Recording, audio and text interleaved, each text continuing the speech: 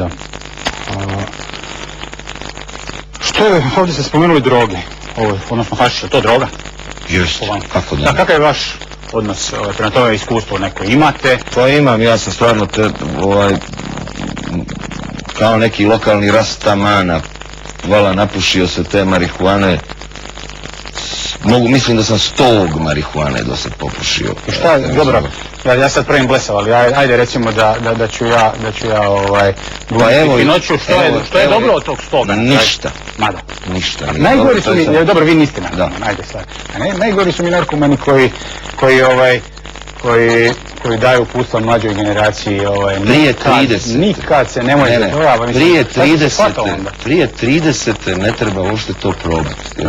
Čovjeku se još u glavi nisu sinapse ispovezale i onda nema ni načina da se utvrdi na koji način ta indijska konoplja djeluje na mozak, nego samo dobijaš te periferne efekte. Jedan od glavnih je padanje u paranoju. Ja sam zaista u nadi da ću lijepo da se provedem duvajući marihuanu, uglavnom pada u neku paranoju, povezivo stvari koje su nepovezive, da bi čitava stvar kulminirala time kad smo počeli namještaj da radimo u tom novom stanu, da sam ja zapravo shvatio da namještaj uvijek rade ljudi koji rade tajno za tajne obavještajne službe, jer je namještaj vrlo zgodan da se unutra stavljaju te bubice za prisluškivanje i tako dalje. Onda sam rekao, čekaj Rambo, daj malo da pauziramo.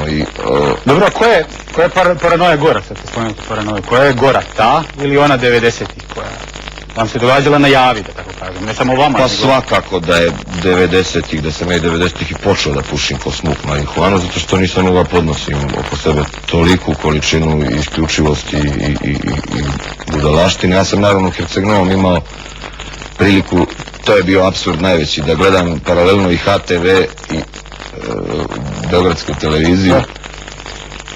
I to prosto čovjek kad gleda obje televizije neizmjenično može jedino da postane šizofreničar posle toga, ili da nabavi, brate, neku albanku, marihuanu dobru i da se dobro nagruva i da kaže ajde. Šta će? Osim albanke, marihuane, u Prištini su vam i heroin, tako? Jesu, da. Jesu, jednom prilikom su mi ponudili heroin. Naravno, ja kao svjetski čovjek sam to probao i shvatio da to nije nikako za mene i to je to. Djeca su vam premala da biste im mogli prenijeti svoje iskustva već o tome. Uputit ćete ih na ovo, ne do 30. Ja ženi prepuštam vaspitavanje djece, pošto ja zaista nekako čini mi se da mene moji roditelji nisu tako brižljivo vaspitavali kao što moja žena sad vaspitava moju djecu. Bolje je ovo drugo.